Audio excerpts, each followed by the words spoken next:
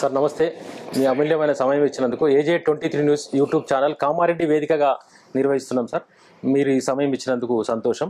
ఈ సందర్భంగా క్యాబినెట్ మంత్రిగా మిమ్మల్ని చూడబోతున్నామా త్వరలో అనేది రాష్ట్ర వ్యాప్తంగా మీ పైన చర్చ జరుగుతూ ఉంది. క్యాబినెట్ విస్తరణ అనగానే షబీర్ అలీ గారి పేరే తెరపైకి వస్తున్న సందర్భంలో మీ కొరకే ఇక 2 పోస్టులు ఆపుతున్నారనే ఒక చర్చ జరుగుతున్న క్రమంలో మొట్టమొదలు ఆ శుభవార్తతో స్టార్ట్ చేద్దామని ఆలోచన అడుగుతున్నాం సార్. ఇప్పుడు మీకు తెలియంది కాదు, మీరు కూడా జర్నలిస్ట్ అంటే సగం నాయకులే అవుతారు. ఎమ్మెల్సీ మేము ముగ్గురు ముస్లిం క్యాండిడేట్స్ 5 మెంబర్ టికెట్స్ ఇచ్చినాం, 5 పోయినారు. నేను కూడా నిజామాబాద్ నుంచి తక్కువ మార్జిన్తో నేను కూడా ఓడిపోయినా. ఇక ఎమ్మెల్సీస్ మాత్రం మార్చిలో ఉన్నాయి. 11 ఎమ్మెల్సీస్ ఖాళీ అవుతున్నాయి. వేరియస్ దాంట్లో ఎమ్మెల్సీ మన ఎమ్మెల్యే కోటాలో, గ్రాడ్యుయేట్ కోటాలో, టీచర్స్ కోటాలో అండ్ లోకల్ బాడీ కోటాలో ఇప్పుడు ఏం ఖాళీ ఎమ్మెల్సీస్ లేవు. కాబట్టి ఎమ్మెల్సీ ఖాళీ లేనప్పుడు మరి 6 మాసాలు కూడా లేవు, కనీసం 6 మంత్స్ ముందు తీసుకోవచ్చు. కానీ అది కూడా లేదు. అందు గురించి అది హైకమాండ్ ఏం నిర్ణయిస్తుందో తెలియదు నాకు. కానీ రూల్ పొజిషన్ చెప్తున్నా, ఒక్క వేకెన్సీ కూడా లేదు. ఆ ఎమ్మెల్సీ ఇప్పుడు మార్చిలో ఉన్నాయి. ఈ మార్చిలో ముందు ఏ ఎమ్మెల్సీ ఎలక్షన్ అయితే వీళ్ళు కూడా లేదు. షబీర్ అలీ గారికి ప్రధానంగా ఈ ప్రశ్న ఎందుకు అడిగినామంటే, రాష్ట్ర రాజకీయాల్లో ఉమ్మడి ఆంధ్రప్రదేశ్ రాష్ట్రంలో షబీర్ అలీ అంటే మహమ్మద్ అలీ షబీర్ అంటే కాంగ్రెస్ పార్టీకి ఒక బ్రాండ్గా ఆయన ఉన్నారు. ఆయన విలక్షణమైనటువంటి ఒక రాజకీయ నాయకుడు. దాదాపుగా ముఖ్యమంత్రులు ఎంతమంది మారినా, PCC అధ్యక్షులు మారినా, అంటే జాతీయ కాంగ్రెస్ పార్టీలో ఆంధ్రప్రదేశ్ ఉమ్మడి రాష్ట్రం నుంచే కీలకమైన నేతగా ఆయన ఎదిగినరు. దాంతో పాటుగా రాజకీయ నాయకులు అంటే ఒక రకమైన ఒక్కొక్కరికి ఒక్కొక్క ప్రత్యేకత ఉంటుంది. కానీ షబీర్ అలీ గారిది మరొక రకమైన ప్రత్యేకత. అన్ని వర్గాలు ఆయన వైపు తిప్పుకోవడంలో ఆయన దిట్ట. మీడియాకు సంబంధించి గ్రామీణ ప్రాంత విలేకరులు మొదలుకుంటే ఢిల్లీ జాతీయ స్థాయి మీడియా వరకు కూడా ఆయన అంటే ప్రత్యేకమైన అభిమానం. స్థానికంగా కూడా పార్టీలో కూడా ఆయనకు ఒక ప్రత్యేకమైన పట్టు ఉంటుంది. కాబట్టి ఇటు PCC అధ్యక్షుల నియామకంలో సైతం అనేక సందర్భాల్లో ఆయన కీలకమైనటువంటి రోల్ ప్లే చేసిండ్రు. ముఖ్యమంత్రుల నియామకంలో సైతం ఆయన ప్రత్యేక పాత్ర అని చెప్పుకోవచ్చు. ఈ సందర్భంగా ఆయన దాదాపుగా 2 సార్లు గెలిచిన ప్రతిసారి కూడా ఆయన క్యాబినెట్ లో కీలకమైనటువంటి రోల్ ప్లే చేసిండ్రు.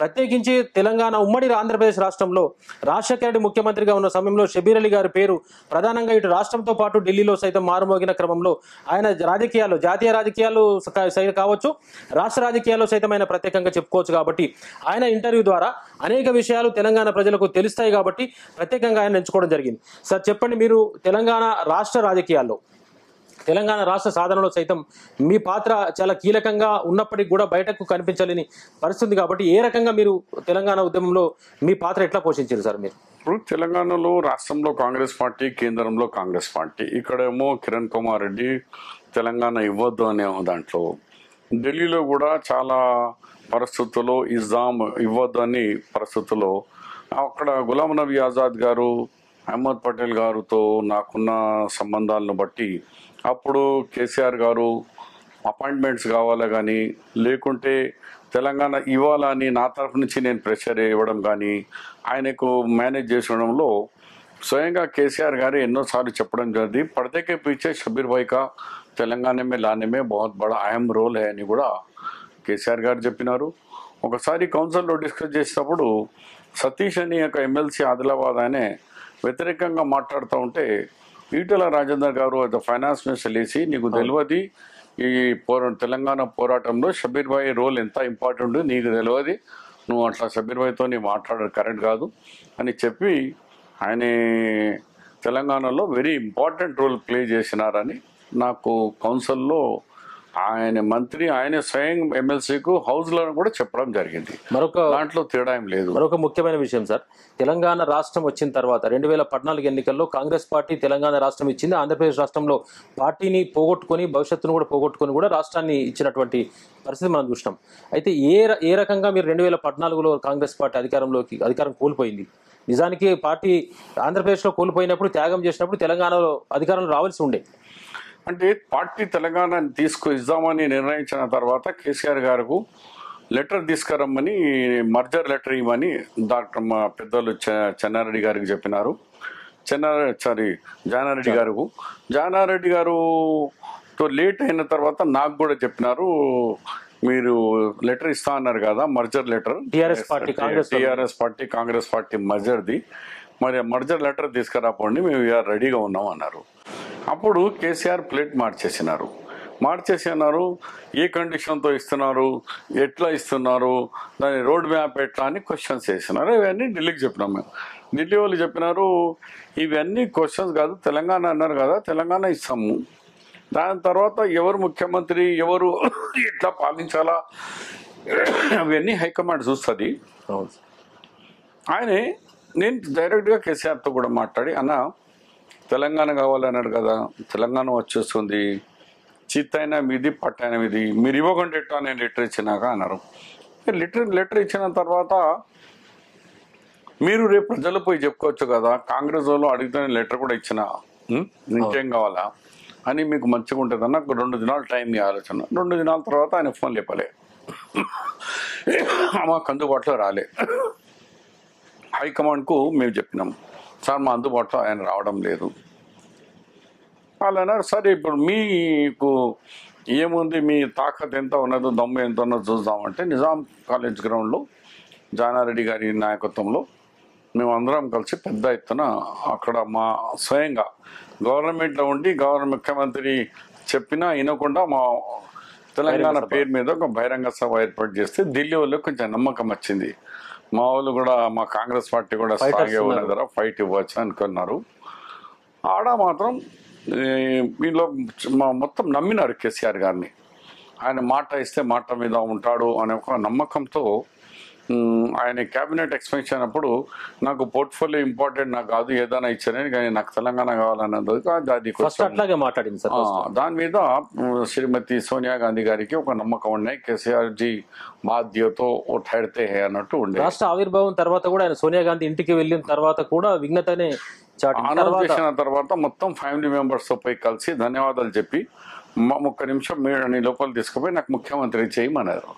అప్పుడు మేడం పరేషాన్ అయిపోయి, హరి ఈయన ఎవరికైనా చేయండి, నాకు తెలంగాణ కావాలని, ఇప్పుడు నాకు ముఖ్యమంత్రి చేయమంటున్నాడు అని కన్ఫ్యూజ్ అయిపోయి, యాక్చువల్గా తెలంగాణ వచ్చినాక దళితుడిని తొలి ముఖ్యమంత్రి చేస్తామన్నారు. కాంగ్రెస్ కూడా రెడీ అయింది, ఎవరు దళితుని ఎంపిక చేద్దాం, సర్చింగ్ లో ఉండే ఎవరికి చేద్దాం, ఆయన మాటను కూడా చెప్పినట్టు మనం ఇచ్చినట్టు అయి ఉంటుందని. కానీ కేసీఆర్ నాకే స్వయం ముఖ్యమంత్రి చేయమనగానే అంతా తారుమారు అయిపోయిన తర్వాత కాంగ్రెస్ అధిష్టానం ఎట్లా ఫీల్ అయింది సార్, అధికారం కోల్పోయిన తర్వాత? ఇక ఆయన అందరికి తెలిసిపోయింది కదా, మోదీ గారు కూడా అట్లనే చెప్పినారు అందరికీ. చెప్తే ఆయన మీద ఏమైందో, సీఎం గారి మీద, పాత సీఎం గారి మీద ఈయన లయ్యరు, అబద్ధాలు చెప్తాడు, మాట మీద ఉండడని ఒక పడిపోయింది. శరద్ పవార్ గారు అన్నారు, అరే కేసీఆర్ జీ झूठ बोलते हैं, वो पक्का उनका वादे का पक्का नहीं रहते అంటే ఆల్ నేషనల్ లీడర్స్కు ఆ నమ్మకం కుదిరింది. फारूक अब्दुल्ला साहब भी ఒకసారి अपॉइंटमेंट वाला अड़ते इव्वलेదంటే, हमने तेलंगाना के लिए इतना इनका साथ दिया, हम हैदराबाद आए जब भी हम आके जस्ट सीएम से मिलेंगे तो भी हमको टाइम नहीं दिए అన్నట్టు ఆ ఫీలింగ్ నేషనల్ లెవెల్లో అందరి మీద ఉంది. ఆయన అహంకారం, నాకు ఇప్పుడు ఎవరు తీస్తారని. ఒకసారి ఆజాద్ అన్నారు, షబీర్ నేను 62 మందికి దాదాపు ముఖ్యమంత్రులు చేసిన, అట్లనే 30-70 మందిని దించేందుకు హైకమాండ్ ఎప్పుడు మాకు పంపించేవాళ్ళు. కాంగ్రెస్లో నేనున్నప్పుడు పంపించేటవాళ్ళు. ఈ కేసీఆర్కు నేను అడిగినాను, ఉపరాష్ట్రపతి అండ్ రాష్ట్రపతి ఎలక్షన్లో మాకు సాయం చేస్తారా చేయరా, అపోజిషన్ లీడర్గా అడుగుడు మా బాధ్యత. నేను ఫోన్లు చేసిన, ఆయన ముఖ్యమంత్రిగా ఉన్న సమయం, ఆయన ముఖ్యమంత్రి ఉన్నప్పుడు ఆయన ఫోన్ లేపలే. కనీసం జగన్కు ఫోన్ చేస్తే జగన్ తరఫు నుంచి ఆయన విజయసాయి రెడ్డి వచ్చి మాట్లాడి, కొన్ని ఇబ్బందులు ఉన్నాయి, మేము మీకు సాయం చేయలేదు అన్నారు. సరే అయిపోతుంది వాళ్ళ స్వేచ్ఛ. కానీ కేసీఆర్ తరఫు నుంచి మేము ఎన్నిసార్లు ఫోన్ చేసినా లేపలేదు. ఆయన కాంగ్రెస్ నోవేర్ చేసినారు సార్, అతను లేపలేనప్పుడు మన ఒక మిత్రుడు పెళ్లికి, ఒక చైనల్ మిత్రుడి పెళ్లికి అక్కడ కలిసినప్పుడు అడిగినాడు, క్యా కేసీఆర్ జీ క్యా పర్మనెంట్ సమझे क्या ये పోస్ట్, మీరు అడిగారు సార్? गुलाम नबी आजाद అన్నాడు, क्या ये पोस्ट परमानेंट समझे क्या, कितने आते जाते रहते हम तो बहुत देखे हैं అని నవ్వుకుంటా రిమార్క్స్ చేసినాడు. సో అట్లా కేసీఆర్ గారు ఎవరు మనిషి కాలేదు, అని అధికారం మనిషే, ఆ లాయల్టీస్ కూడా లేరు. ఎవరు ఉన్నారు, నేను ఒక లీడర్ ఆఫ్ ది అపోజిషన్, నాకు 4 ఎమ్మెల్సీని గుంజుకొని నన్ను దించేసిండు. అట్లనే ఒక భట్టి దళిత్ తెలంగాణ గురించి డిప్యూటీ సీఎంగా ఆయన కూడా సహకరించినాడు, అది లేదు. ఆయనను లీడర్ ఆఫ్ ది అపోజిషన్ గా 12 ఎమ్మెల్యేలను తీసుకొని ఆయన పదవి తీసేసినాడు. అంటే ఆయన ఎవరిని కూడా సహకరించే వ్యక్తి కాదు. నా పార్టీలో రండి వస్తే నేను సాయం చేస్తా, కానీ ఒక వ్యక్తిగతంగా నేను సాయం చేయ ఎవరిని కూడా. అంటే మనకు సాయం చేసిన తెలంగాణకు పోరాడిన ఒకటి కాదు, మేమైతే కాంగ్రెస్ వాళ్ళం అప్పుడు కోదండరామ్ గారు కానీ ఇంకెవరు వచ్చినా ఎవరిని సాయం చేయలు, కలవడు, మాట్లాడలేదు. ఆయన శైలి అట్లా కొనసాగించాలి. ఒకసారి నాకు అన్నారు కౌన్సిల్లో, షబీర్ భాయ్ మీరంతా విమర్శిస్తున్న బిల్డింగ్ మీద రా ఒకసారి బిల్డింగ్ చూడు అన్నారు. ఏది సెక్రటరీ సార్? సెక్రటరియట్లో. సో నేనేమన్నా అన్నా, నేను సెక్రటరియట్కు నేను వచ్చి మీ ఇంట్లో ఇంకా రాకముందే టీవీలోకి చెప్పేస్తావు, టీవీలో షబ్బీర్ వచ్చిండు పోయిండు, నేను బయట వచ్చి మీతో కలిసి భోజనం చేసి వచ్చే వరకు నేను ఒక రాజకీయ జీవితమే ఫినిష్ చేస్తాను మీరు. మళ్ళీ నేను ఆ బురదను కడుక్కొని అంటే 100 సంవత్సరాలు పడుతుంది అని నేను సీఎం గారు పిలిస్తే చాయ్ మీద పోయినా, డిన్నర్కు పోయినా, లంచ్కు పోయినా అని చెప్పుకుందుకు ఉంటుంది. కానీ అని అంటే ఆయన కూడా బాగా నమ్మడు. కౌన్సిల్లో ఆన్ రికార్డ్ డిస్కషన్లో కేసీఆర్ ముఖ్యమంత్రిగా ప్రతిపక్ష నాయకులను కలవడానికి అవకాశమే లేదు కదా సార్? మాకు అసలు లేదు.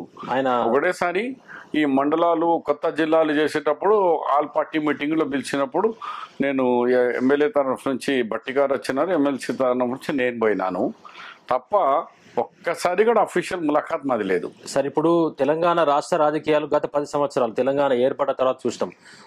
మహా యోధాని యోధులు కూడా, మంత్రులుగా పనిచేసిన వాళ్ళు, కీలకమైన పదవులు పొందిన వాళ్ళు కూడా అధికారం ఆఫర్ ఇవ్వగానే పారిపోయినటువంటి, పోయి జాయిన్ అయినటువంటి పరిస్థితుల్లో మీరు అసలు తగ్గలేదు. మీకు అనేక రకాలుగా ఆఫర్ కూడా బీఆర్ఎస్ పార్టీ నుండి, కేసీఆర్ గారి నుండి వచ్చినట్టుగా కూడా ప్రచారం జరిగింది. కానీ ఎక్కడ కూడా మీరు తగ్గినట్టు కనిపించలేదు, పార్టీకే డివోట్గా ఉన్నారు. ఎట్లా సాధ్యమైంది? మీరు అటువైపు జాయిన్ కావాలనే ఆలోచన కానీ, అధికారం ఇస్తా అన్నా కానీ మీరు ఎందుకు పోలేదు సార్? బాలరాజ్ గౌడ్, నువ్వు మాకు యూత్ కాంగ్రెస్ నుంచి మాకు తెలిసిన వ్యక్తి, మీరు పత్రికా దాంట్లో వచ్చినారు, మేము రాజకీయంలో పోయినాము. నా ఒక మనస్తత్వం ఏమంటే నేను కూడా మిడిల్ క్లాస్ ఫ్యామిలీ. నేను పెద్ద రాజకీయ కుటుంబాల నుంచే రాలే, కష్టపడి పైకి వచ్చిన యూత్ కాంగ్రెస్ ఎన్ఎస్ఐ నుంచి.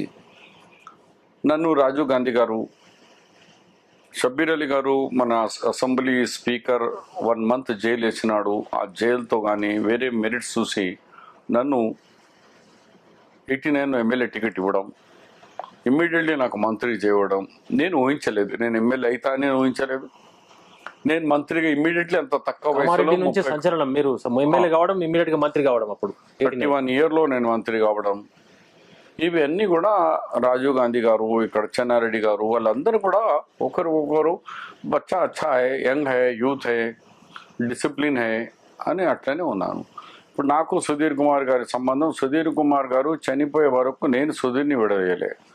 అధికారంలో నేను మంత్రిగా ఉన్నా, ఆయన ఎమ్మెల్యే ఉన్నా, కానీ ఆయనకు మంత్రి కంటే ఎక్కువ నేను గౌరవం ఇచ్చేవాడిని. రాజకీయ గురువు కదా మీకు శివశంకర్ గారు. అట్లా నేను ఎప్పుడు కూడా వాళ్ళు చనిపోయే వరకు ఆ ఇల్లు వదిలేదు, ఆ స్నేహితం వదలలేదు. రాజశేఖర రెడ్డి గారితో ఉన్నప్పుడు రాజశేఖర రెడ్డి గారికి చివరి వరకు వదలలేదు. విజయభాస్కర్ రెడ్డి క్యాబినెట్లో మంత్రి ఉన్నా, విజయభాస్కర్ రెడ్డి గారికి కోపం ఉండే, నేను రాజశేఖర రెడ్డి గారికి చాలా లాయల్గా, అలాగే మన సుధీర్ కుమార్తో బాగుంటారని. కానీ కొన్ని చోట అన్నాడు, ఏదన్నా ఉండే 1 side ఉంటాడా పిల్లగాడు అని ఉంది. పొద్దుగాల ఒక దిక్కు, రాత్రి ఒక దిక్కు. ఇవాళ పార్టీలు మారుస్తున్నారు, కొందరు అటు పోతున్నారు, ఇటు పోతారు. కేసీఆర్ గారు తెలంగాణ వచ్చిన తర్వాత పాలిటిక్స్కు వ్యభిచారంగా పాలిటిక్స్ మార్చేసినాడు. చాలా పొరపాటు చేసినాడు. వేరే పార్టీ సింబల్ మీద గెలిచిన వాళ్ళను ఆఫర్ ఇచ్చి తీసుకుపోవడం. ఎగ్జాంపుల్గా మీకు తెలుసు, సురేందర్ గారికి ఇంత కష్టపడి టికెట్ ఇచ్చి ఒక బీసీ క్యాండిడేట్ అని ఆర్థిక సాయం నా సొంత వచ్చి అన్ని చేసిన గెలిచిండు. ఒక బీసీ నాయకుడు, ఎంతో ఫీచర్ ఉంటుండే కంటిన్యూ అయితే. అలాంటి నాయకులకు డబ్బులు ఆఫర్ ఇచ్చేసి నా ఎదురుగానే షబ్బీర్ భాయ్ 25 crore ఇస్తా అంటున్నాడు.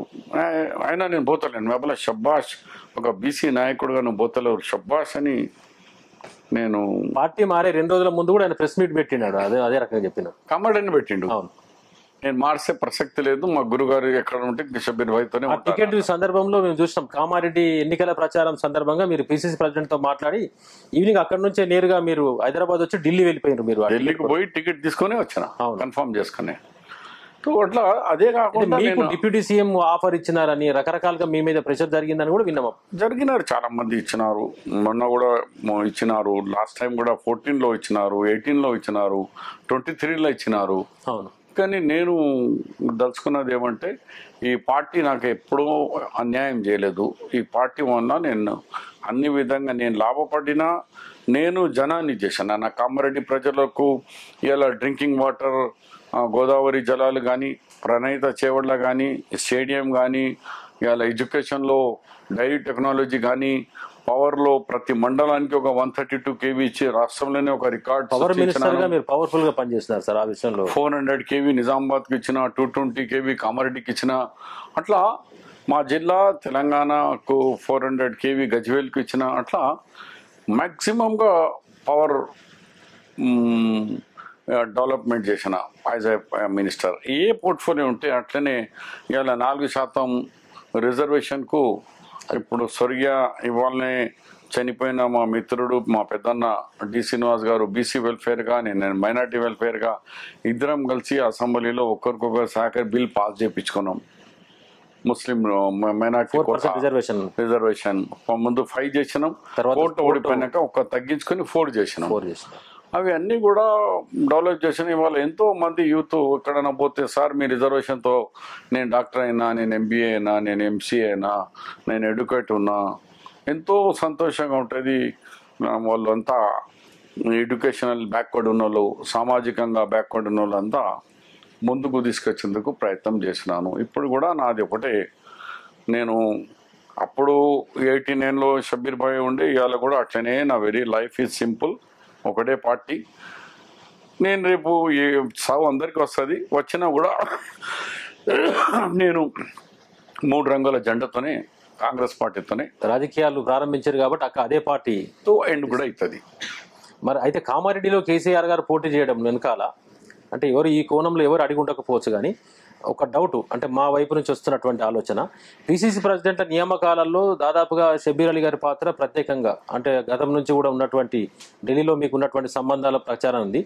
రేవంత్ రెడ్డి గారు పిసిసి ప్రెసిడెంట్గా కావడంలో మీ పాత్ర కీలకంగా ఉంది.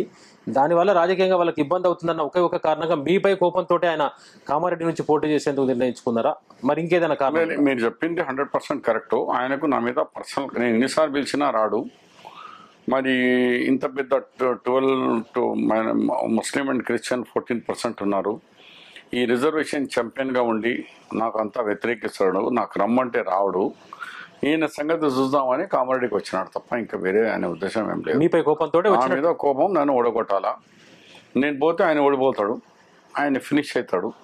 కానీ వాళ్ళ హైకమాండ్ కూడా సడన్గా నన్ను అక్కడ పంపించి రేవంత్ రెడ్డి గారికి అడిగి తీసుకురావడం, కామారెడ్డి తీసుకురావడం, ఆయన ఒక తప్పుతో ఆ శని, ఆయనకు శని పట్టింది, ఆయన ఫినిష్ అయ్యిండు. ఆ శని నాకు తగిలి నేను కూడా నిజామాబాద్ పంపించి నేను అక్కడ ఓడిపోయింది. ఆయన పోటీ చేసి ఉంటే గెలిచేవారని కూడా దాదాపుగా ఇప్పటికి కూడా టాక్ ఉంది. అది గెలుస్తానా ఓడతానా, అది గెలిచే అవకాశాలు ఎక్కువ ఉండే వాస్తవం. కానీ నేను అనేది కేసీఆర్ 2 చోట, అది కూడా మనకు 30 కిలోమీటర్ డిఫరెన్సే ఉంటుంది.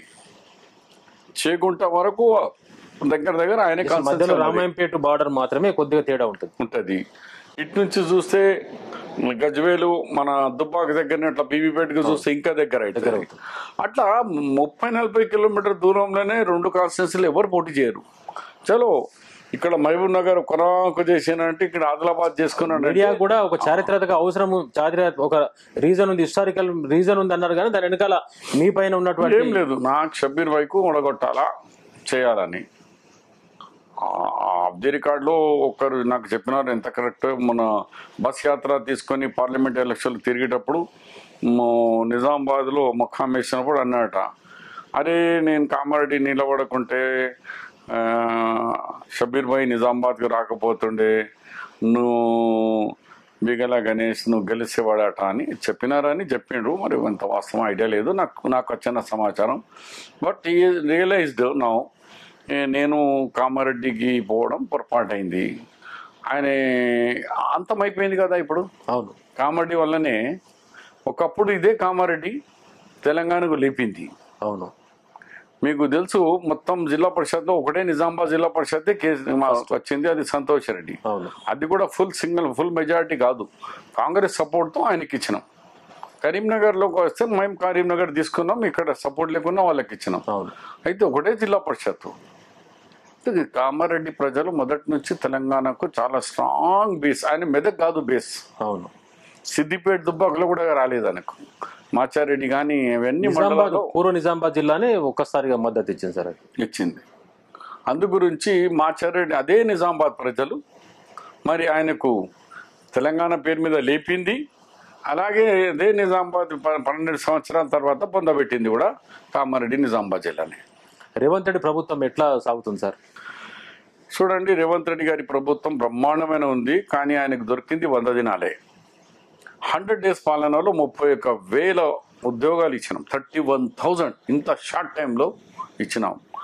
6 గ్యారంటీస్లో 3 గ్యారంటీలు అమలుకు మొదలు పెట్టేసినాం. ఆర్టీసీ బస్ కానీ, 100 యూనిట్ ఎలక్ట్రిసిటీ పవర్ కానీ, లేకుంటే రాజ్య ఆరోగ్యశ్రీ కానీ చేసినాం. కానీ దాని తర్వాత 90 డేస్ ఎలక్షన్ కోడ్ వచ్చింది. భారతదేశం చరిత్రలో మోదీ గారి మెహర్బానీతో 90 రోజులు ఎలక్షన్ ఎప్పుడు జరగలేదు. 48 డేస్ 50 డేస్లో ఎలక్షన్ ముగుతుంది. ఇక్కడ 87 డేస్ అంటే 90 డేస్ అనుకోండి. 90 రోజుల ఆయన మొత్తం భారతదేశ వ్యవస్థ అంతా, ఆర్థిక వ్యవస్థ కథం పట్టించిండు. 90 డేస్ వరకు దేశం అంతా హ్యాండిక్యాప్ అయిపోయింది. స్లీప్ ఏమంటే కోల్డ్ కోల్డ్ కోల్డ్. ఆర్థిక లేవదేవులు కానీ, సేల్స్ కానీ, ఏ కార్యక్రమం జరిగినా కానీ ఆఫీసర్ బంధు అంత సేమ్ అవసరం లేదు. ఈచ్ 7 టైం ఎలక్షన్స్ పెట్టుకున్నా కూడా 3 దినాలకు ఒకసారి విడతల వారిగా first phase, second phase, third phase, అట్లా 7 ఫేజ్లు అంటే 21 డేస్. ఇది ఒక 20 దినాలు. 41 డేస్ ఎలక్షన్ అయిపోతుంది నీకు. ఎలక్షన్ కన్నా ముందు ఏవైతే మనం 6 గ్యారంటీస్ అమలు చేసినాయి సార్, దాంట్లో మహిళలకు ఉచిత బస్సు మీద అంటే ఆర్టీసీకి డబ్బులు చెల్లిస్తున్నారు అంతవరకే, కానీ ఆ పథకం వల్ల కాంగ్రెస్ పార్టీకి ఎంతైతే ప్రయోజనం వచ్చిందో, ఎంతైతే ఇమేజ్ పెరిగిందో, అదే స్థాయిలో బస్సుల సంఖ్య తక్కువగా ఉండడం, సీట్లు దొరకకపోవడం వల్ల కొంత మైనస్ కూడా జరుగుతూ ఉంది కదా, అది మీ దృష్టికి వచ్చిందా? అది కొత్త స్కీమ్ అనౌన్స్మెంట్ చేసిన తర్వాత ప్లస్ మైనస్ 2 ఉంటాయి.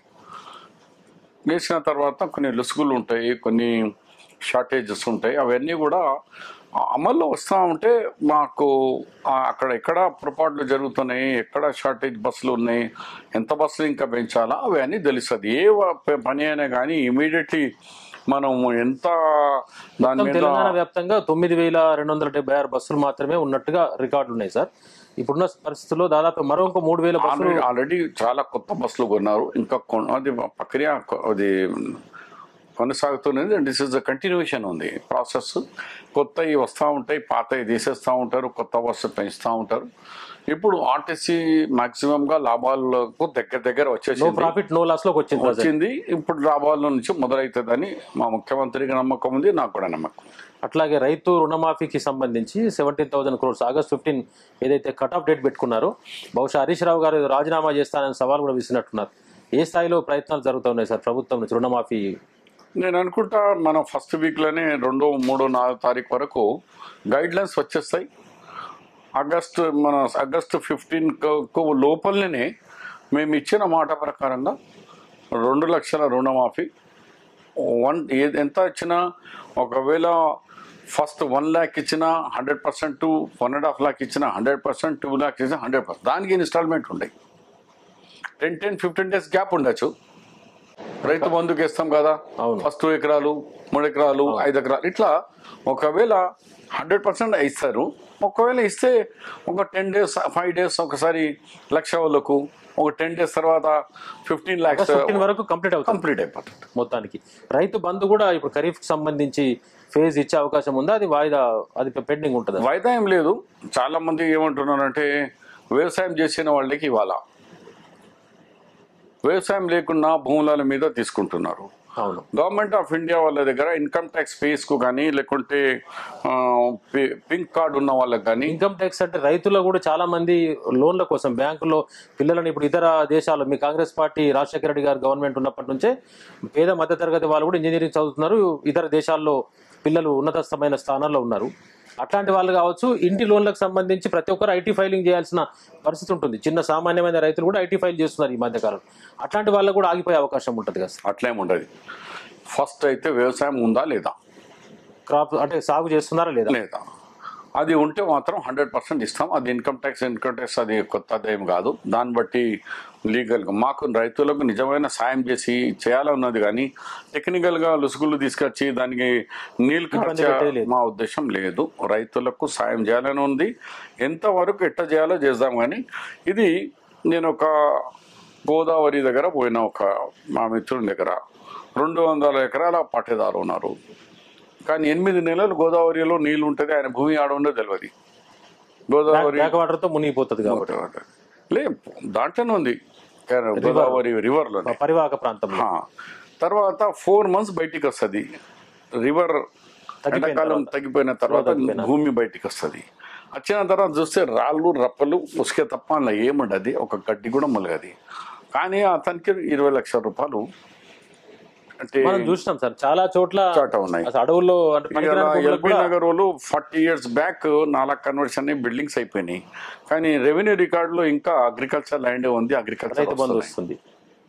నిన్న సీఎం గారు కూడా ఒక 2-3 వాక్యాలు చెప్పినారు. ఎక్కడెక్కడ ప్లేసెస్ లో ఇంకా రైతు బంధు వస్తుంది అండ్ హైరైజ్ బిల్డింగ్స్ అయిపోయినాయి చాలా చోట్ల. అది దాన్ని ఏటపోయినా మనం అప్పులు తీసుకొచ్చి రైతులకు ప్రజల సొమ్మును మనం రైతులకు అని చెప్పి రైతుల పేరు మీద ధనవంతులకు పంచడు. దాని మీద చాలా మంది సలహాలు ఇస్తున్నారు. దానికి ఒక కమిటీ వేసినారు. మన మాచారెడ్డిలో ఒక తీర్మానం చేసినారు మండల్ కమిటీ. 10 ఎకరాల వాళ్ళకే లోపల ఉన్న వాళ్ళకి ఇవ్వాలా, వ్యవసాయం చేసిన వాళ్ళకి ఇవ్వాలా. సహకార సంఘాల సమావేశాలు జరుగుతున్నాయి, తీర్మానాలు జరుగుతున్నాయి కాబట్టి అట్లా వాళ్ళు వాలంటరీగా చేస్తున్నారు. నేను చెప్తలేరు. వాళ్ళు కూడా అంటారు భారం మరీ ఎక్కువ మనం ఇది ఎందుకు ఉన్నోళ్ళకు ఎందుకు ఇవ్వడం. నిజంగా రైతు వ్యవసాయము చేసే వాళ్ళకు ఇంకా పెంచండి కానీ వాళ్ళకి ఇవ్వాలా. అసెంబ్లీ సమావేశాల సందర్భంగా కాంగ్రెస్ పార్టీ సక్సెస్ అయిందని చెప్పుకోవచ్చు సార్. దాంట్లో అంటే బీఆర్ఎస్ గత 10 ఏళ్ల పాలనలో అంటే ఎన్ని అప్పులు పెరిగింది, దాదాపు 7 లక్షల కోట్లు అప్పు ఉన్నట్టుగా దాదాపుగా సినిమా చూయించారు రాష్ట్ర ప్రజలకు. దాదాపుగా బీఆర్ఎస్ పార్టీ చెప్పుకునేందుకు అవకాశం లేకుండా కూడా చేశారు. ఈ అప్పుని ఇప్పుడు ఉన్నటువంటి పరిస్థితుల్లో నెలకు 7,000 కోట్ల రూపాయలు వడ్డీల కిందే కట్టాల్సిన పరిస్థితి ఉంది కదా. 20,000 కోట్ల రూపాయలు ఇన్కమ్ ఉన్నట్టున్నది. ఎట్లా ఓవర్కమ్ అవుతారు? మిగతా స్కీమ్స్ కూడా ఎట్లా ఇంప్లిమెంట్ అవుతాయి సార్? ఎట్లా సాధ్యమవుతుంది? అదే రెవెన్యూ పెంచేందుకే మంచి అధికారులకు జిఎస్టీ మీద, ఎక్సైజ్ మీద, ఆనెస్ట్ ఆఫీసర్లకు, కమిట్మెంట్ ఉన్న ఆఫీసర్లకు వేస్తున్నారు. ట్రై చేస్తున్నాము. మనం రెవెన్యూ సొంతంగా పెరగాల. కేంద్ర ప్రభుత్వంతో వచ్చే ఇన్కంలో కూడా మా ముఖ్యమంత్రి గారు దాదాపు ఒక 1/2 డజన్ మంత్రులతో ఇప్పుడే కలిసి వచ్చినారు. మంత్రులు సింగిల్గా పోయి కలుస్తున్నారు. ఇది టీఆర్ఎస్లో లేకుండే. సీఎం గారు ఎవరితో కలవరు, మంత్రులు పోయి కేంద్ర మంత్రితో తీసుకురారు. ఇది యూనియన్ గవర్నమెంట్ అంటే ఎవరిదో ఎక్కడో కాదు, ఏ పార్టీది ఉండొచ్చు కానీ గవర్నమెంట్ ఈజ్ గవర్నమెంట్. మన రాష్ట్ర ప్రభుత్వం కేంద్ర ప్రభుత్వం ఎక్కడ డబ్బులు వస్తాయి.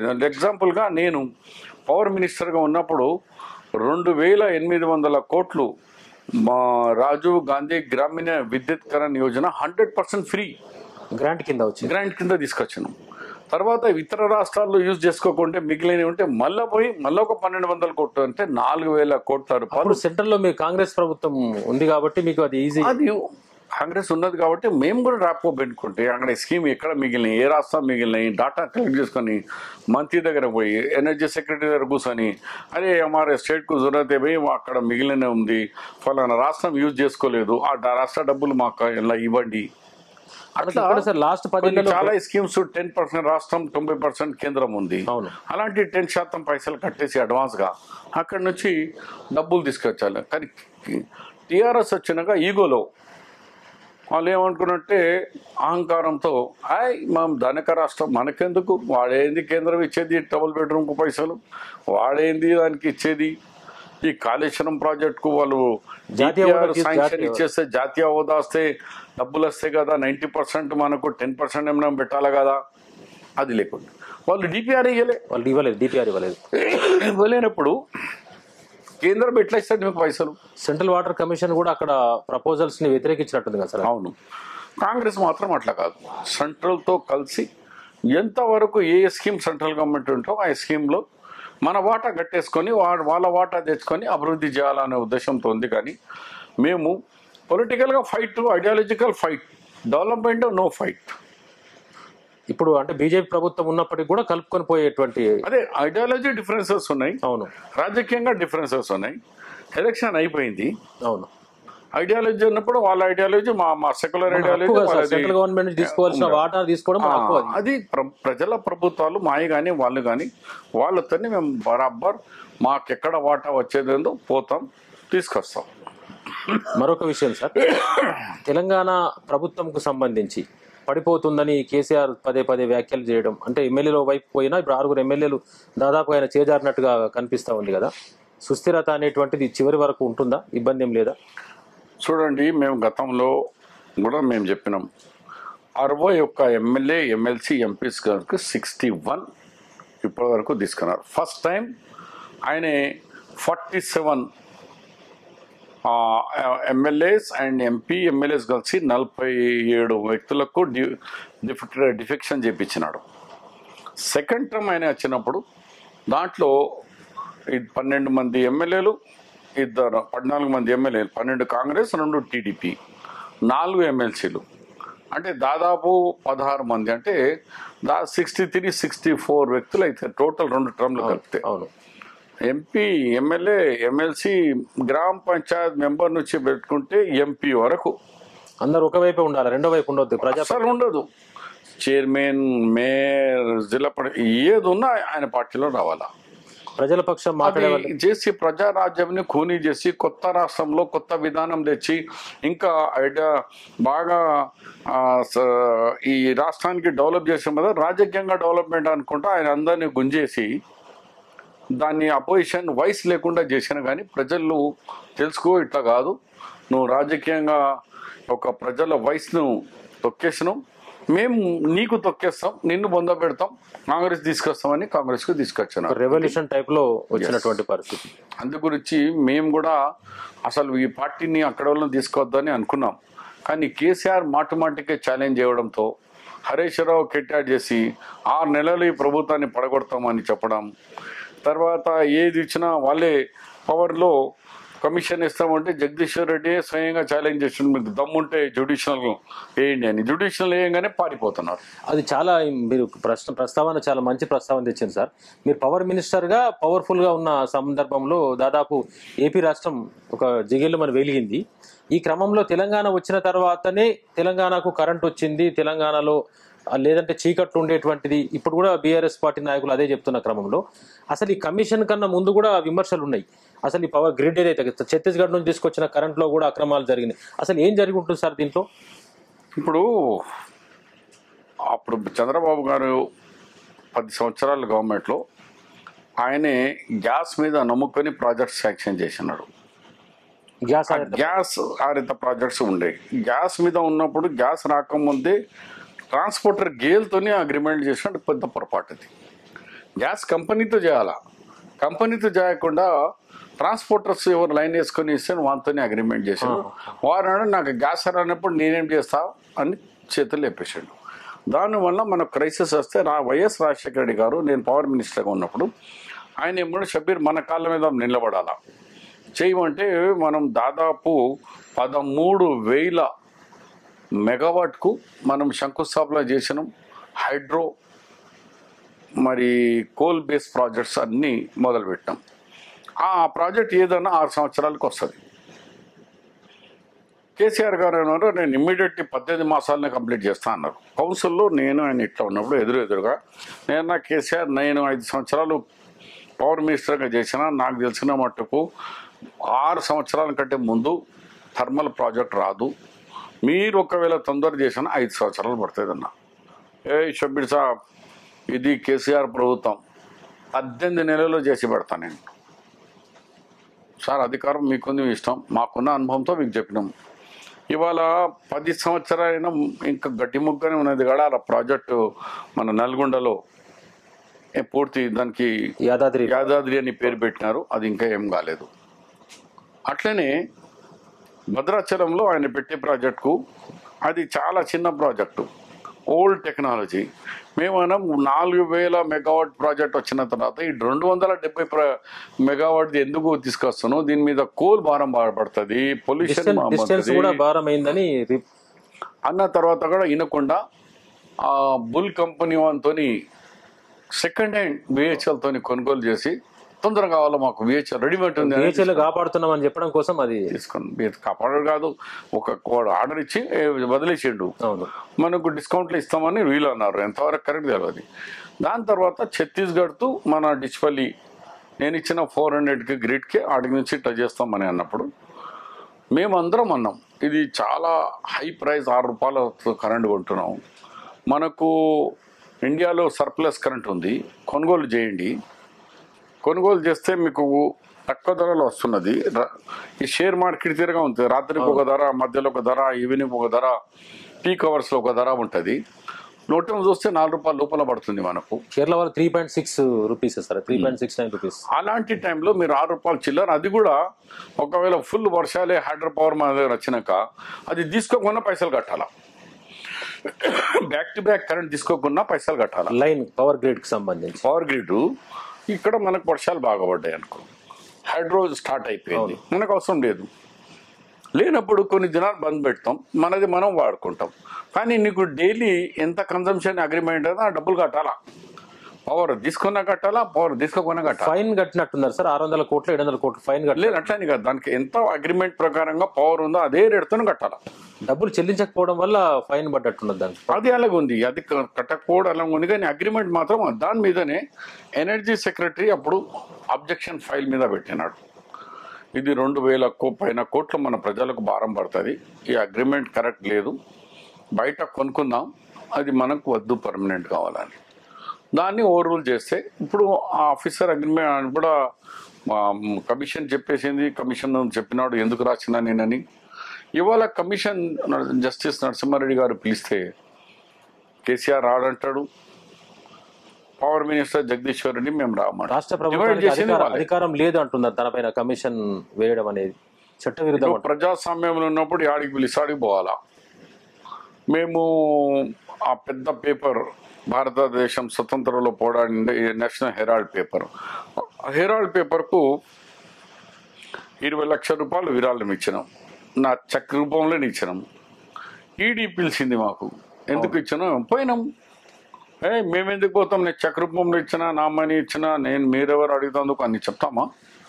గవర్నమెంట్ ఆఫ్ ఇండియాది ఒక ఏజెన్సీ, వాళ్ళు పిలిచినారు, 2 సార్లు పిలిచినారు, డాక్యుమెంట్స్ అడిగాను, అయిపోయింది, ఖతం అయిపోయింది. ఇప్పుడున్న సిచ్యువేషన్ చూస్తుంటే మాత్రం దాంట్లో విద్యుత్ స్కామ్ అనేది జరిగినట్టుగా, అంటే ఒక డెవలప్మెంట్ అయితే జరుగుతా ఉంది, జరిగినట్టుగా ఉన్నట్టుగా ఆధారాలు. ఈ సిచ్యువేషన్ లో కేసీఆర్ ను జైలుకు పంపుతుందా కాంగ్రెస్ ప్రభుత్వం? మేము ఎట్లా చెప్తాం, అట్లా ఇది డెమోక్రటిక్ సిస్టంలో ప్రభుత్వం నడుపుతాం. ఆ జైలు ఏసుడు కోర్టులో చూస్తాం. మేము ఆయన అవకాశాలకు న్యాయవాదంతో కోర్టులో వేస్తాము, ప్రజల పనిష్మెంట్ గురించి అడుగుతాం.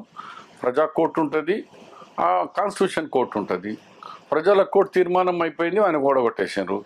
ఇప్పుడు నేరాలు చేసినట్టు నేరం కోర్టు ఉంటుంది, ఆ నేరాలతో కోర్టు శిక్షిస్తుంది. మేము ఎవరు శిక్షించాలి? కాళేశ్వరం ప్రాజెక్టులో అవినీతి జరిగిందని కాంగ్రెస్ ప్రభుత్వం మీరు కూడా చాలా సందర్భాలలో మాట్లాడింది సార్.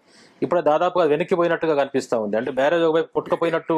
ఎలాంటి మేము లేదు, వాళ్ళ మంచిది అంటే పోదు, కానీ ఆయనకు ఆరోపణలు చేసేదానికి హక్కు ఎందుకు లేదంటే ఆయన సీఎంగా ఉన్నప్పుడే కూలిపోయింది. అది 1, 2, 3 బ్యారేజెస్లో మన మేడిగడ్డలో కానీ అన్నారంలో కానీ అక్కడ అయిపోయింది. కాబట్టి లేకుంటే మీరేమైనా చేసారు, కుట్ర చేసినారని చెప్తుండే వీళ్ళు. మీరే కావాలని కుట్ర చేసి ఈ ప్రాజెక్ట్ కంటే కొంత ఒక 5-10% ప్రజలు కూడా మరి కాంగ్రెస్ వాళ్ళు అదే ఎన్నికల సమయంలోనే జరగడం జరిగింది. దానివల్ల వాళ్ళు ఏం చెప్పలేకపోతున్నారు. ఆ నాసిరకము అండ్ తొందరపాటు చేసిందని ఇవాళ అన్ని చోట తెలిసిపోయింది. ఎందుకంటే సెంట్రల్ ఏజెన్సీస్ కానీ, సెంట్రల్ వాటర్ కమిషన్ కానీ, లేకుంటే స్టేట్ వేసిన బోర్డు కానీ ప్రతి వారు ఏం చేశారంటే ఫాస్ట్ వర్క్ చేయడంతో అండ్ జియాలజికల్ సర్వేలు పూర్తిగా కాకముందు భూమి లోపల ఎన్ని మీటర్కు ఏముంది, రాకుందా, కోల్ ఉందా, ఏమున్నది అని తెలియకుండానే డీటెయిల్స్ రిపోర్ట్ రాకముందే తొందరపాటు చేసి అవునా అవునా అవునా అవునా అని మొత్తం 1,00,000 కోట్ల రూపాయలు. ఇప్పుడు దాంట్లో కాంగ్రెస్ ప్రభుత్వం చర్యలు తీసుకోవడం లేదు. మెగా ప్రాజెక్టు వాళ్ళు కర్ణాటకలో అక్కడ ఉప ముఖ్యమంత్రిని కలిసిన తర్వాత కేసు విచారణ అనేది వెనుకబడ్డది అనేది. అట్లా ఏం లేదు, మీరు చూస్తూనే ఉన్నారు. 3 ఏజెన్సీలు 2 ఏజెన్సీలు అయిపోయింది. ఇంకో ఏజెన్సీ ఇంకా మన గవర్నమెంట్ వేసిన ఏజెన్సీ ఇంకో 2 వారాలు కావాలంటున్నారు. ఏది తొందరగా చేస్తే తొందర చేసారు వెయిట్ కూడా చేయలేదు, రిపోర్ట్ వచ్చే వరకు అంటారు. రిపోర్ట్ చేయకుంటే ఏదో అయింది అంటారు. మేము ముందే చెప్పినాను, 100 దినాల గవర్నమెంటే మాది. 3 నెలలు అయితే కోడే ఉన్నది. మళ్ళీ ఇప్పుడు 10-15 డేస్ నుంచే గవర్నమెంట్. అందు గురించి సమయం ఇప్పుడు గవర్నమెంట్ కరెక్ట్ నడుస్తున్నాం. ఇప్పుడు ఏ మాట ఇచ్చినామో అన్నీ చేస్తాము. కాళేశ్వరం మీద కానీ, లేకుంటే టెలిఫోన్ ట్యాపింగ్ కానీ, ఇంకా ఏమేమి మిస్కండల్స్ వస్తాయి అందరి మీద. ఎవరు నేరస్తులు ఉన్నారు, ఎవరు తప్పులు చేస్తున్నారు వాళ్ళకి శిక్ష పడుతుంది. శిక్ష మేము వేయము. ఎవరు శిక్ష వేసే వ్యవస్థలు ఉన్నాయో, కోర్ట్స్ ఉన్నాయో వాళ్ళ దగ్గర మా అప్పీల్ వాళ్ళతో చేసుకుంటాం. తర్వాత సార్ పిసిసి ప్రెసిడెంట్ ఎవరు కాబోతున్నారు సార్? నాకు ఇప్పటికీ ఐడియా లేదు. నేను ఢిల్లీకి పోలేదు, నేను ఇక్కడనే ఉన్నా. రేపు సీఎం గారు వచ్చి ఇప్పుడు ఇవాళ వరంగల్ పోతున్నారు. రేపు డి శ్రీనివాస్ గారికి నేను నిజామాబాద్కి ఇప్పుడు బయలుదేరుతున్నాను. మరి 2-3 దినాల తర్వాత మీకే క్లారిటీ తెలుస్తుంది. ఇందులో మీ పాత్ర కీలకంగా ఉండబోతుందా పిసిసి ప్రెసిడెంట్ నియామకంలో? ఇప్పుడు నేనైతే కామారెడ్డిలో ఉన్నాను, హైదరాబాద్లో ఉన్నాను. నాకు లెక్క వాళ్ళు ఇప్పటివరకు నాకేమో అడగలేదు. హైకమాండ్ పిలిచి అడిగితే నేనేమన్నా చెప్పగలుగుతాను.